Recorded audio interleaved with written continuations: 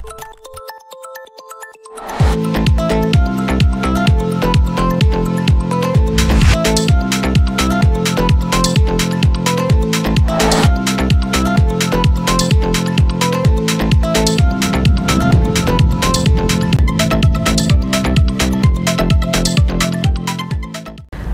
Sumsel 24 jam hari ini. Pondok Pesantren Za'adul Ma'ad Palembang menggelar wisuda perdana di Aula Serbaguna Asrama Haji Palembang. Ustadz Ibnu Hajar LC, pembina Yayasan Bekal Akhirat, mengatakan para siswa yang telah diwisuda diharapkan mampu mewujudkan masyarakat yang religius, cinta agama, negara, dan bangsa dengan mengaplikasikan ilmu yang didapat dari Ponpes dalam kehidupan sehari-hari. Mereka yang diwisuda ini mulai dari jenjang SD hingga pasca SMA. Untuk bisa diwisuda, para siswa ini mesti lulus ujiannya yang terbagi dua macam, yakni ujian formal dari pemerintah dan non-formal diambil dari kurikulum kepesantrenan. Reporter Kurniawan, juru kamera Al-Hadi Farid, Polres.com. Pemirsa, Satlantas Polres Banyuasin mulai 13 hingga 26 Juni mendatang kembali menggelar Operasi Patuh Musi 2022. Warga harus mempersiapkan kelengkapan berkendaraan agar tidak mendapatkan sanksi tilang. Ada 7 prioritas pelanggaran yang bakal ditindak, yakni pengemudi atau pengendara kendaraan bermotor menggunakan ponsel saat berkendara, pengendara yang masih di bawah umur, pengendara sepeda motor berboncengan lebih dari 1 orang. Selanjutnya, pengemudi atau pengendara sepeda motor tidak menggunakan helm SNI dan pengemudi mobil yang tidak menggunakan sabuk pengaman. Kapolres berharap dengan adanya operasi ini pengendara semakin disiplin dalam berlalu lintas. Sementara itu, Kasat Lantas Polres Banyuasin AKP Ricky Moza memberikan tips agar terhindar dari sanksi tilang. Caranya dengan tidak menggunakan knalpot bising, tak melawan arus, tak main ponsel, bonceng 3, dan lainnya. Untuk didominasi oleh kendaraan sepeda motor dikarenakan tidak memakai helm SNI, baik yang di depan ataupun yang penumpangnya. Dan juga terdapat satu pelanggaran tadi, ada yang berbonceng 3, Pak. Raja ini dilaksanakan dalam rangka Operasi Patuh Musi 2022 Polres Banyuasin, dilaksanakan dari tanggal 13 Juni 2022 sampai dengan tanggal 26 Juni 2022. Reporter dan juru kamera Budi Alamsyah, Polres.com.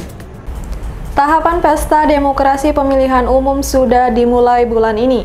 Dalam hitungan 20 bulan sebelum pemungutan suara digelar, tahapan pemilu dimulai dengan pendaftaran partai politik, seperti terlihat di kantor Komisi Pemilihan Umum Kota Lahat.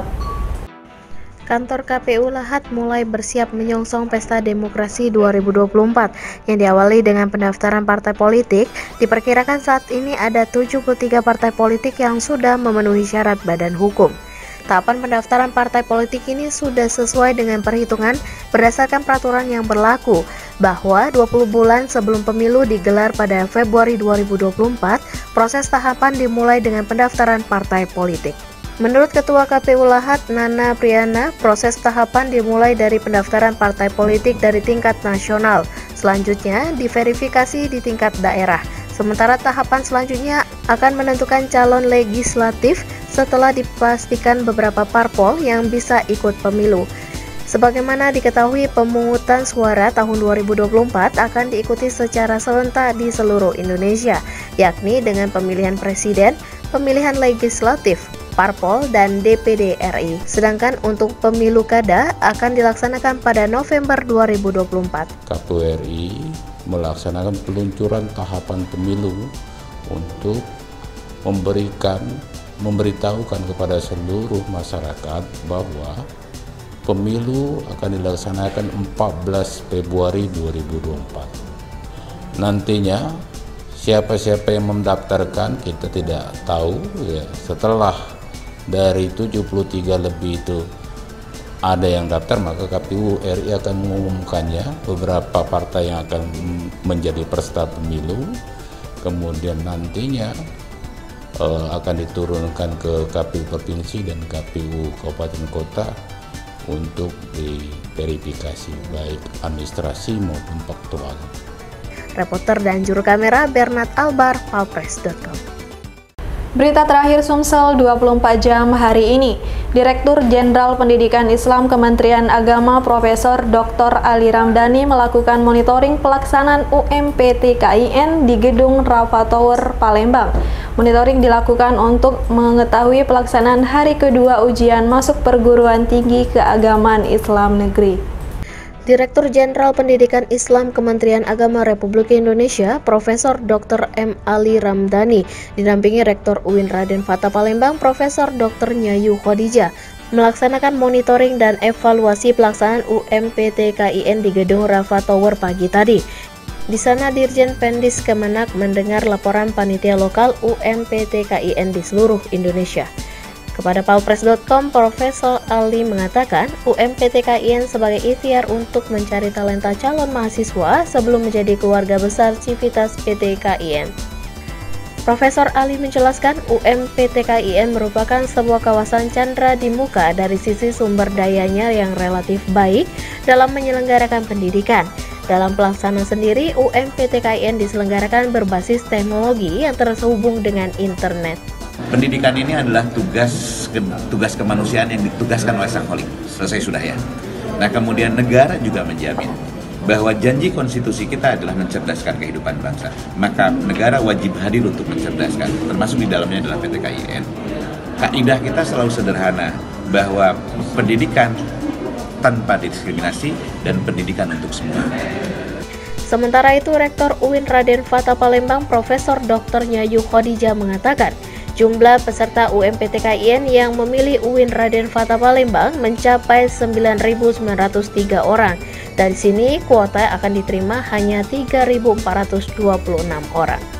Namun demikian, Profesor Nyayu berpesan agar peserta yang gagal tidak perlu bersedih, karena pihaknya masih memberikan kesempatan kepada calon mahasiswa dengan membuka jalur mandiri. Adalah UMPT KIN. Kalau yang SBMPTN yang menggunakan UTBK sudah selesai, tinggal pengumuman ya. Setelah ini ada jalur lagi, ada satu jalur ujian mandiri. Nah ini yang murni proses seleksinya di kita. SMB ya Pak, masih namanya? Ujian mandiri. Mandiri, UM aja ya? Ujian masuk mandiri. Mandiri nanti ada berapa jam? Satu aja? Hanya satu. Tapi kadang-kadang ya kita lihat bisa 2 gelombang ya. Saat ini yang UMPT KIN ini sejauh ini sudah berapa calon mahasiswa yang mendaftar di UIN? Pendaftarnya kita alhamdulillah mengalami peningkatan yang signifikan dari tahun lalu. Tahun lalu hanya 8 ribuan. Tahun ini nyaris 10.000. Kurang 7 orang, 10.000. Reporter dan juru kamera Sri Devi, palpres.com. Demikianlah berita Sumsel 24 jam hari ini. Jangan lupa untuk mendukung program kami lainnya di YouTube channel Palpres Official, seperti podcast Cukup Pedes, Budak Lorong, bahasa yang ternyata bukan mistis, sidak, dan ruang cerita bersama Kakak Juli. Saya Sri Devi, sampai jumpa.